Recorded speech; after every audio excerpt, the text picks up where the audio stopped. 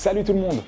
Aujourd'hui, on pourrait croire que je suis en plein Paris avec les Folies Bergères derrière moi, dans un appartement en plein parc Monceau, dans le 16e. Et non, on est en plein cœur de Tel Aviv, tout près de Rothschild pour ceux qui connaissent. Et on a la chance, j'ai la chance d'être invité par Adam Dreyfus du groupe Montefiore qui va nous présenter l'Ultraluxe. L'Ultraluxe, c'est quoi? On va lui poser la question à lui en direct. Vous êtes prêts?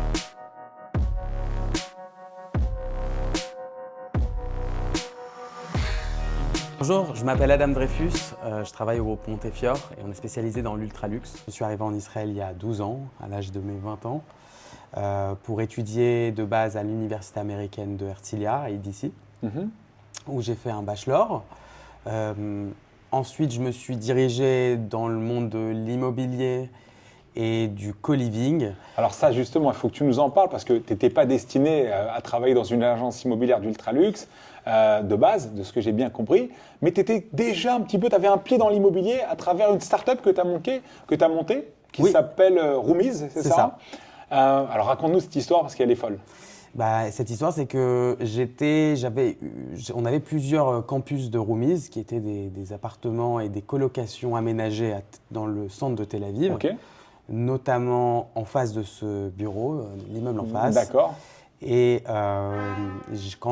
quand on a voulu vendre un des immeubles, on a cherché les spécialistes du luxe. J'ai cherché les spécialistes du luxe. Là, on est en quelle période? On est en plein Corona. On est en plein Corona. Il y a un arrêt sur ton activité, donc la start-up prend un peu l'eau. C'est ça. Et il faut te dépatouiller pour sortir de tes engagements. C'est ça. D'accord, de ton bail qui était signé, ok. Et là, donc une des solutions, c'est de vendre l'immeuble. C'est ça. Et là, tu rencontres Roy. C'est ça, je rencontre Roy et Rebecca Kanner. Les fondateurs du groupe. Les fondateurs du groupe Montefiore. Il se trouve qu'ils se situaient à peine 20 mètres c'est incroyable. d'un de nos emplacements. Et l'aventure a commencé chez Montefiore depuis maintenant 2 ans. 2 ans que je représente des clients et des vendeurs français, anglais et américains, donc en 3 langues, en français, en anglais, en hébreu. Ok, so let's speak English? We can. Ok, top. Alors, quand on parle d'Ultraluxe, parce que moi, quand on m'a dit tu vas rencontrer Montefiore et tu vas parler d'Ultraluxe, j'ai dit ok, c'est quoi Ultraluxe? Parce que le luxe, on sait ce que c'est, d'accord, on comprend, on arrive à le définir, mais Ultraluxe, ça veut dire quoi? Et concrètement, en Israël, à Tel Aviv, Jérusalem, Césarée, Herzliya, Netanya, ça veut dire quoi l'Ultraluxe pour toi? Alors, aujourd'hui, n'importe quel appartement de 60-70 mètres carrés, on peut appeler ça un appartement de luxe de par le prix qu'on demande. D'accord, ok. L'Ultraluxe, c'est quand on est encore au-dessus, c'est-à-dire où on va avoir des matériaux exceptionnels, on va avoir des emplacements exceptionnels et on va avoir des dimensions parfois aussi extravagantes. C'est comme ça qu'on définit l'Ultraluxe, et un élément essentiel de l'Ultraluxe aussi, c'est le caractère rare. Les pièces qu'on va vendre ici, ce n'est pas des appartements standards, c'est des appartements uniques, et ces appartements… c'est vraiment unique. Et puis c'est presque des appartements qu'on ne voit pas sur le marché, j'ai envie de dire. Alors justement, on respecte la discrétion et de nos vendeurs et de nos clients. Donc beaucoup de nos transactions sont off-market et ne sont pas sur le marché. Et le groupe Montefiore permet de donner un one-stop shop à nos clients pour leur présenter nos produits et les produits aussi de nos partenaires dans le luxe. Alors justement, tu parlais de tes clients. C'est qui tes clients qui peuvent mettre 10, 20, 30, 40 millions de shekels ou plus, comme on l'a vu sur certaines transactions? C'est quoi? C'est qui? Ils viennent d'où? C'est qui? Je veux tout savoir. Alors aujourd'hui, 70% de nos clients à Montefiore sont des clients internationaux. D'accord. 30% sont israéliens. Quand tu dis internationaux, c'est les États-Unis essentiellement ou il y a d'autres pays? D'année en année, ça change, c'est assez dynamique. Si on veut se concentrer sur cette année et l'année dernière, on a une majorité de Français, d'Australiens, de Canadiens, un petit peu de Belges. D'accord. On a aussi, j'ai vendu à des Écossais. Enfin voilà, on a beaucoup d'internationaux qui aujourd'hui sont frileux par rapport à la situation, qui souhaitent avoir… il y en a certains qui… Alors, Par exemple, les Français vont vouloir acheter un pied-à-terre pour demain faire leur alia en général. Pour mettre un pied en Israël, c'est ça. Les Américains vont acheter des appartements plus comme des polices d'assurance. Si jamais les choses tournent au vinaigre aux États-Unis, ils veulent avoir… Ils sont inquiets en ce moment? Ils sont inquiets en ce moment. Ils sont inquiets, on reçoit beaucoup d'appels depuis… Depuis New York? Depuis New York et depuis aussi les attentats de Sydney. D'accord. Aussi, on a eu beaucoup d'appels australiens. Donc voilà, sur les 70% d'international, c'est assez varié, mais on va dire principalement français, américains, canadiens et australiens. Donc l'ultraluxe, pour toi, en tout cas de ce que tu me décris, c'est également aussi une valeur refuge pour plein d'investisseurs. Pour plein d'investisseurs et aussi parce qu'Israël, c'est un pays juif et que si les juifs dans le monde se sentent menacés, la valeur refuge, le refuge pour leur famille, se situe en Israël. Donc pour toi, il y a une corrélation directe entre l'antisémitisme européen ou à l'international et le marché de l'immobilier en Israël? Alors, pas complètement. D'accord. En tout cas, en ce qui nous concerne, oui. C'est-à-dire que nous, comme on est spécialisé dans la demande étrangère, ça a un impact direct sur notre activité, sur le marché israélien. Aujourd'hui, ceux qui dirigent le marché en majorité, ça va être des Israéliens. D'accord. Et sur le secteur de l'ultraluxe, on va avoir une demande internationale. Alors, sur l'Israélien, qui a les moyens de mettre 20 ou 30 millions dans un appartement à Tel Aviv, par exemple? Il y a beaucoup de secteurs très dynamiques en Israël. Le secteur de la high-tech, le secteur de la cybersécurité, notamment cette année. C'est des secteurs qui génèrent beaucoup de cash, beaucoup d'argent. Et ils vont se positionner justement sur des biens de luxe et d'ultra-luxe. Ok, super.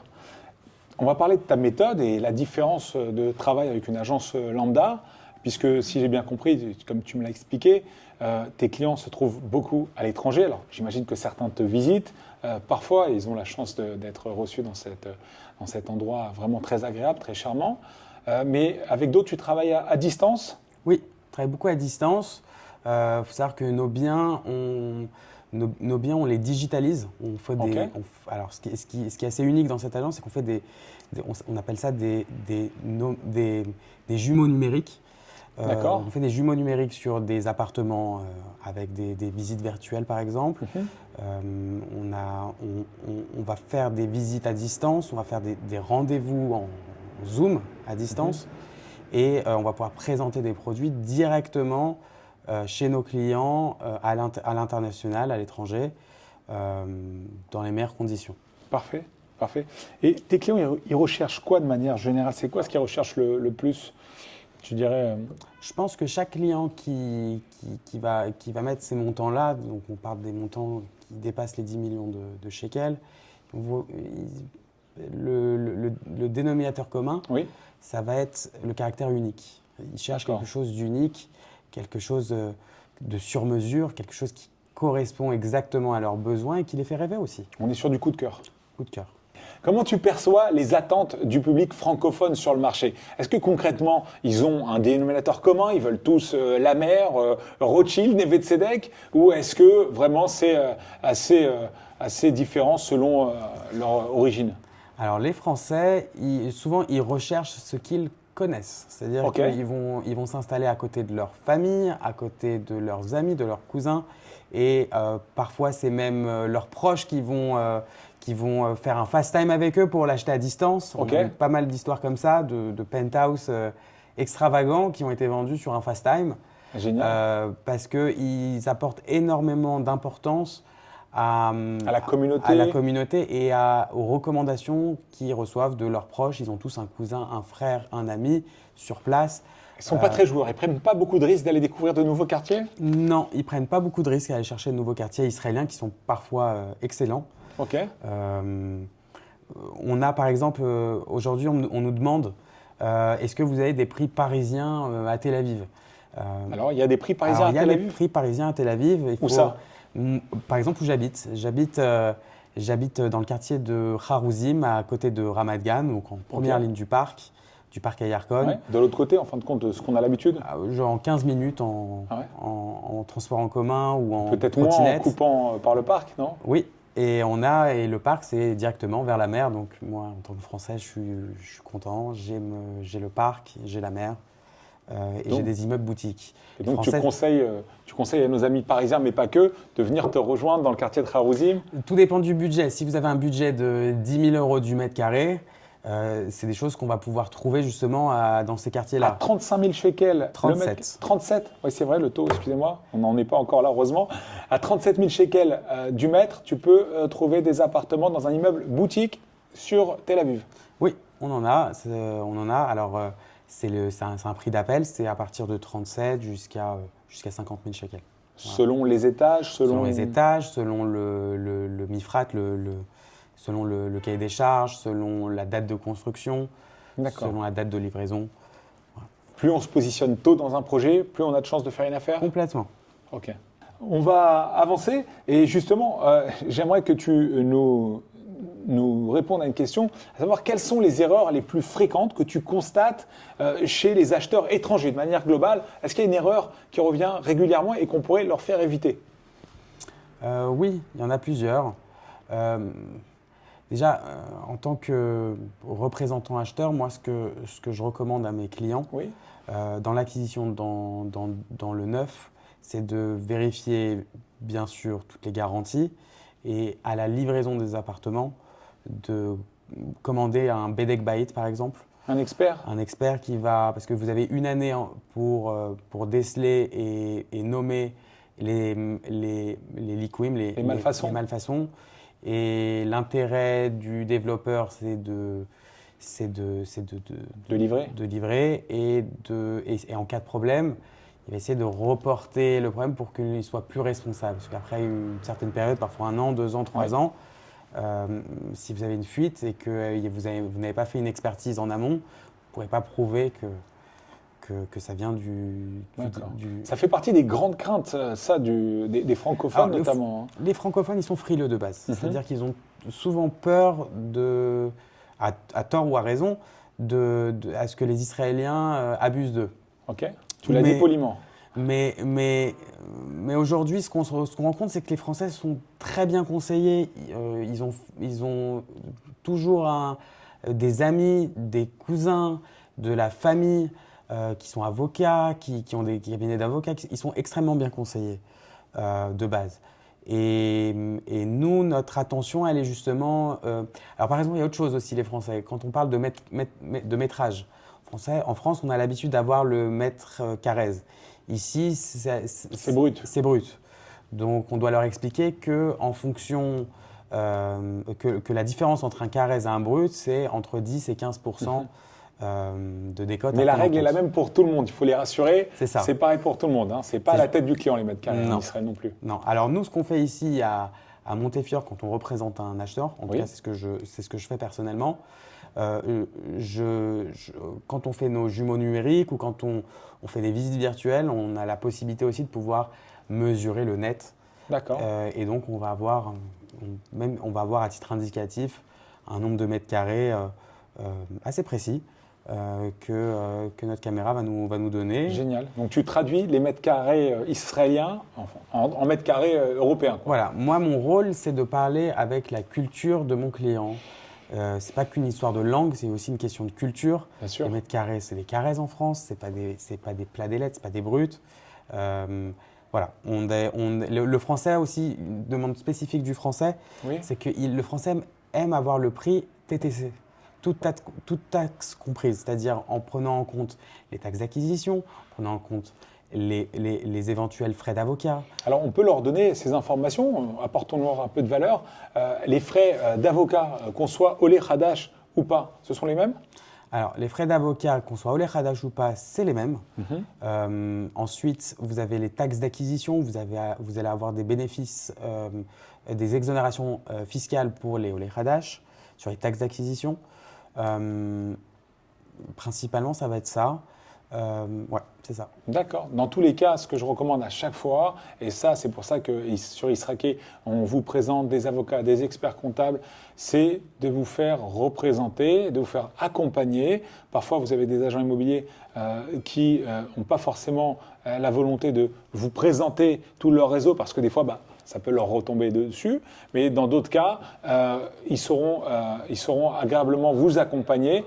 Choisissez des partenaires, faites-vous accompagner. Voilà, tout le monde n'a pas la chance d'avoir un frère ou une sœur pour les accompagner. Donc voilà, on a ce qu'il faut. Il y a vraiment assez de professionnels francophones de qualité. On a des gens exceptionnels aujourd'hui en Israël, que ce soit des experts, des avocats. Donc soyez rassurés là-dessus. Alors nous, au bureau, on a en plus de proposer des appartements, on peut vous mettre en relation avec des avocats francophones, avec des experts, avec des géomètres, avec des architectes d'intérieur, avec des constructeurs. Voilà, et avec des développeurs. C'est une offre 360. 360. L'idée, c'est de donner à nos clients une solution de A à Z. Alors, qu'est-ce que vous ne faites pas pour votre client? Alors, il y a des choses qu'on ne fait pas. On ne fait pas tout pour nos clients, mais qu'est-ce qu'on ne fait pas? C'est une bonne question. Tu choisis pour ton client? Alors, je suggère à mon client. D'accord. Je suggère des options. OK. Parfois, je lui dis si ces demandes ne sont pas ancrées dans le réel, si ce qu'il ne recherche n'existe pas, j'ai l'honnêteté de lui dire. OK. Alors justement, quand on a affaire à une clientèle ultra luxe, on a plein de clichés en tête, évidemment. Des demandes extravagantes, ça existe? Ah oui, c'est une clientèle qui est très exigeante. OK. Très exigeante. C'est quoi la dernière exigence que tu as eue en tête? J'ai une femme qui m'a demandé, par exemple, deux chambres pour ses 2 chiens. Donc, OK. Bon, on aime bien les animaux, on respecte. Hein, D'accord. Donc on a eu ça, j'ai une salle de sport, de 40 mètres carrés dans un appartement. D'accord. Voilà, il y a des caprices parfois. On n'est pas là pour juger les caprices des gens. Bien sûr. Nous, on s'adapte. Mais la clientèle est très exigeante. Si ça coûte si cher, c'est parce que justement, c'est rare et c'est très exigeant.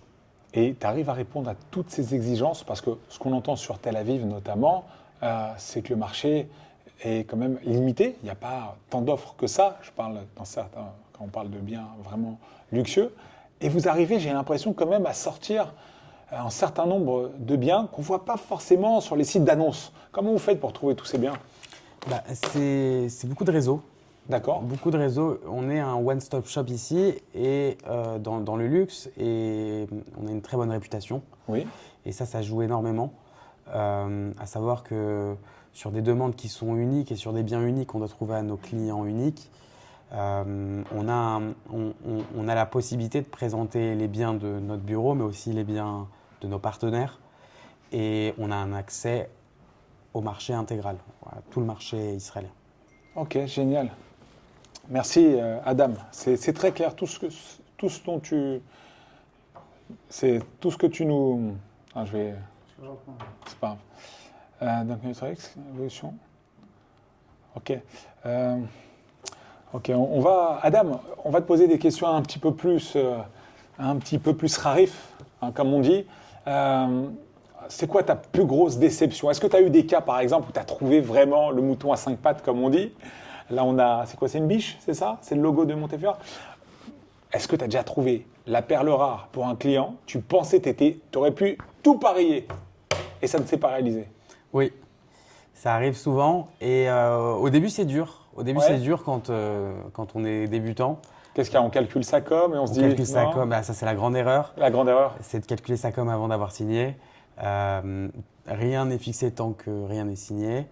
On a eu des déceptions, on en a tous les jours.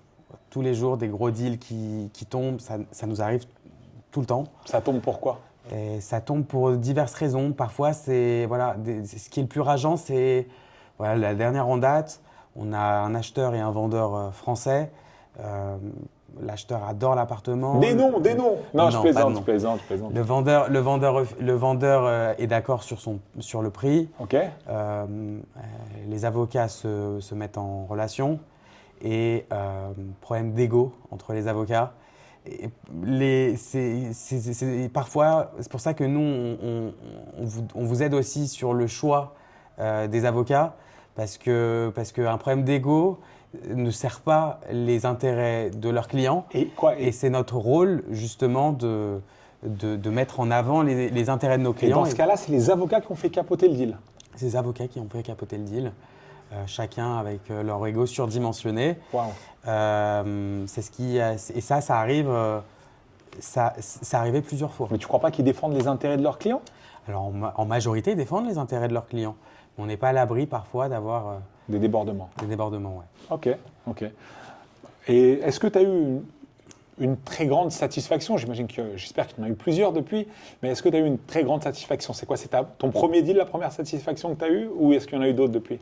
Non, des satisfactions, on en a tous les jours. Ouais. Parfois, on a de la satisfaction, ne serait-ce parce qu'en plus de vendre des appartements, ce qu'on fait, c'est qu'on va aider nos clients à scolariser leurs enfants, à parfois changer de pays. C'est énorme, c'est un monde. Donc on va les aider, on va les prendre par la main sur des petites choses.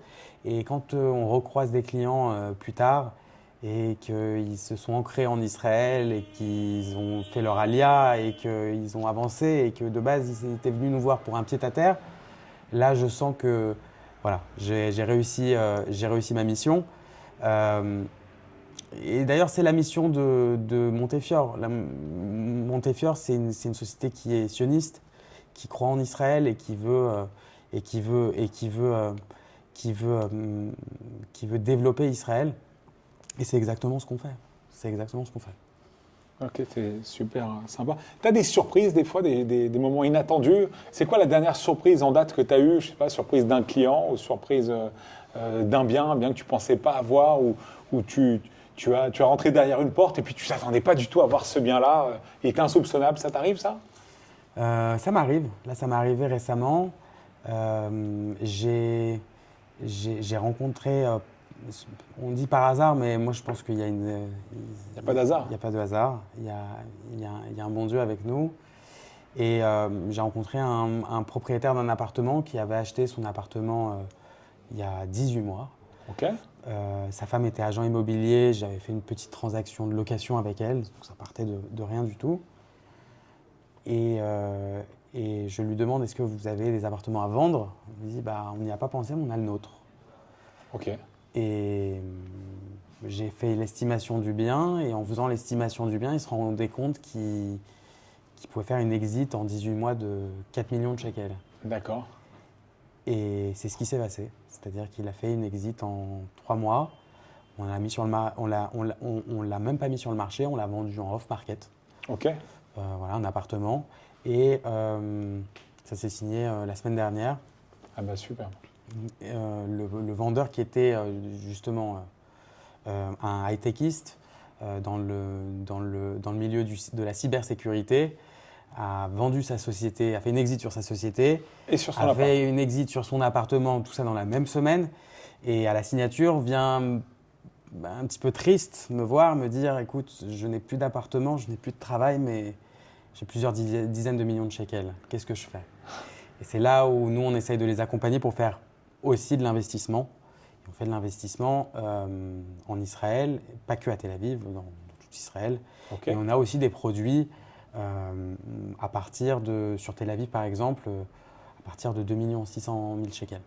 Ah oui, on devait aller le voir d'ailleurs. Malheureusement, pour une fois, la pluie était au rendez-vous. Et donc nous, on n'y a pas été au rendez-vous. Partie remise.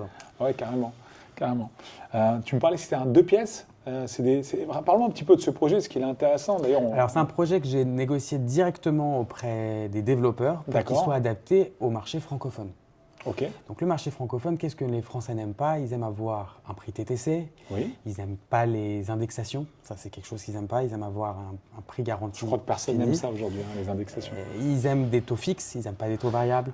Donc là, sur ce produit-là, on est sur la formule que les Français connaissent majoritairement, à savoir 20% à la signature, d'accord, 80% à la livraison. Sur un délai de combien de temps entre les deux? Sur un délai de à peu près 15 mois. D'accord. On fait attention à ce que les 20% à la signature soient avec une garantie bancaire. D'accord. En l'occurrence, c'est la banque Leumi. Ok. Rien de plus sûr. Donc solide. Les 80% sont à la livraison. Les appartements sont livrés meublés. Ok. Et c'est des appartements 2 pièces, des petits appartements de 45 mètres carrés. C'est des biens qui sont très liquides, qui sont faciles à vendre. Il me semble. Tous les appartements ont 2 expositions et une terrasse. Ok. Ça se vend comme des petits pains. Chaque semaine, on en vend en moyenne entre 1 et 2. Donc, sous réserve de stock disponible, on va pouvoir vous en livrer. Je crois qu'il nous en reste 5. Ok, super. Bah, écoute, on ira voir ça si tout n'est pas vendu d'ici là. Ok. Adam, dernière question avant la prochaine. Qu'est-ce qui te passionne encore dans ton métier? J'ai l'impression que tu le vis ton métier. Depuis la première fois où je t'ai rencontré jusqu'à aujourd'hui, j'ai senti, et excusez-moi si je bégaye, c'est parce que vraiment je parle avec le cœur. Et le cœur, vous savez, ça bégaye. J'ai l'impression que tu vis ton métier, mais de la tête aux pieds. C'est-à-dire que quand on rentre ici, on sent une atmosphère qui est certes luxueuse, mais pas m'as-tu vu, et qui est élégante. Et c'est ce charme qui m'a donné envie de revenir. Et je voulais savoir qu'est-ce qui te passionne encore aujourd'hui dans ton métier. Moi, ce qui me passionne, c'est d'écrire avec mes clients le prochain chapitre de leur vie. Et la décision d'acheter un pied-à-terre ou même une résidence principale en Israël, c'est très lourd de responsabilité. En tout cas, c'est comme ça que je le prends. À savoir que en plus d'un chiffre, en plus d'une commission, en plus d'une transaction, c'est la vie de juifs et de juives à l'étranger qui souhaitent venir et pourquoi pas s'intégrer en Israël. Et c'est ce que je faisais dans mon ancienne activité chez Roomies, où on a aidé des centaines d'Olim Hadashim à s'établir en Israël, avec des budgets beaucoup plus petits. Et aujourd'hui, la mission est la même. Et la mission est la même. Et le budget, c'est juste que le budget est plus large. C'est juste que tes clients ont grandi, les familles ont évolué. Ils étaient seuls, ils se sont mariés, ils ont des enfants, ils ont besoin de plus de place. C'est tout. Aussi, oui. Ok, super. Adam, quand on entend agent immobilier, on entend forcément concurrence, guéguerre d'une agence à l'autre, et forcément, je pense, concurrence. Alors, est-ce que ce qui est vrai dans certaines agences, est-ce que c'est également vrai dans le monde de l'ultra-luxe? Est-ce qu'il y a de la concurrence exacerbée ou pas? Il y a de la concurrence. À mon sens, il y a moins d'acteurs dans le luxe et l'ultra-luxe. Et il y a moins d'acteurs qualifiés parce qu'il faut être je pense qu'il faut être particulièrement qualifié pour vendre ce type de masterpiece. Il faut avoir de l'expérience, il faut avoir de la consistance, il faut être régulier, il faut avoir la réputation, c'est très important. Un réseau, j'imagine que… Et la réputation, c'est extrêmement important pour avoir accès aux biens off-market.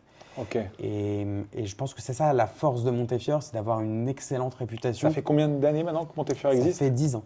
10 ans. 10 ans aujourd'hui. On est une équipe… Aujourd'hui presque aujourd'hui. Ah d'accord, ok. On est une équipe de 8 personnes seulement. J'ai vu, ça parle toutes les langues. Ça parle toutes les langues. Ça parle français, anglais, hébreu, un petit peu d'espagnol même. On avait une russe. Voilà, on a tous les marchés réunis sur une table. Et aujourd'hui, en termes de portefeuille, on a presque 1,5 milliard de shekels de biens en exclusivité. Énorme. En plus, on a accès aux biens off-market et en plus, on a accès à nos partenaires. Et les programmes neufs, tous les programmes neufs. Tous les programmes neufs et tout ça grâce justement à notre excellente réputation. Ok, c'est bien, tu m'as dit qu'il y a 1 milliard d'actifs et 1,5 milliard, c'est important, ça fait la différence quand même, on parle d'un montant sympa. C'est bien, mais moi je veux voir un appart. Là, je cherche justement un penthouse pour un client et ami que je salue. Et je veux voir quelque chose. Tu m'as parlé d'1 milliard d'actifs. Tu peux me montrer ça? Tout de suite. Comment ça marche? Eh ben, on a accès aux jumeaux numériques.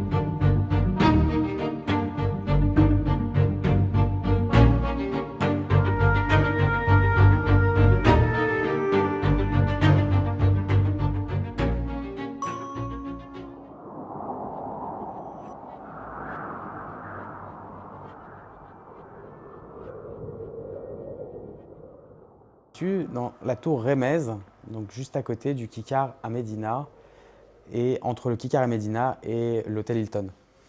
Ok. Et alors, ça vaut combien, un bien comme ça? 81 millions de shekels. Par niveau? Pour les 2 niveaux. Ah, superbe, ça va. Superbe. On peut aller le visiter? On est aujourd'hui avec Roy Kanner, le fondateur du groupe Montefiore. Et j'ai une question pour lui qui me titille depuis un moment. La question que je vais lui poser donc en anglais, c'est pourquoi Tel Aviv est si cher? C'est quoi cette histoire? Ashela, English, ou Bevrit Matamadif? English. English, okay, I'll try. Why Tel Aviv is still so expensive?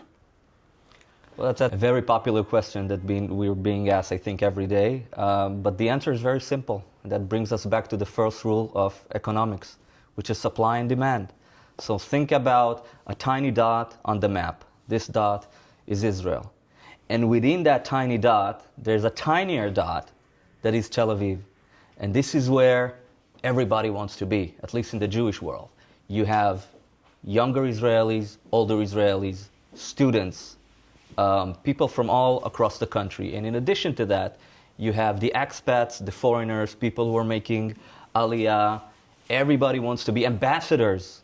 Okay, everybody wants to be in that tiny dot, and within that tiny, tiny dot, you have certain neighborhoods that everybody likes to be in. And when you bring all these people to this very limited amount of supply, there you have it. The prices go up, and that's what makes Tel Aviv, whatever Tel Aviv is. So for you, Tel Aviv is not expensive? Well, Tel Aviv is expensive. It is. That's just a fact. But I think that Tel Aviv also provides the people that reside in it something that a lot of the cities around the world are not being able to supply. And this is why people pay the prices. That's one. Two, we need to remember that not all of Tel Aviv is expensive. Tel Aviv is a huge city. It's one of the biggest cities in the country. You have the south of Tel Aviv where the prices, you can still live there in, normal prices.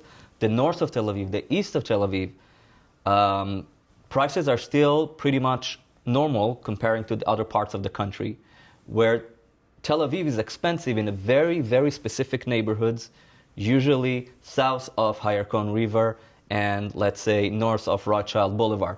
These are the neighborhoods that are expensive because this is really when people come to Tel Aviv, they want to be there. They want to be in central Israel, center Tel Aviv. They want the most expensive neighborhoods, and this is why the prices keep soaring. Okay, thank you very much, Roy. You're welcome.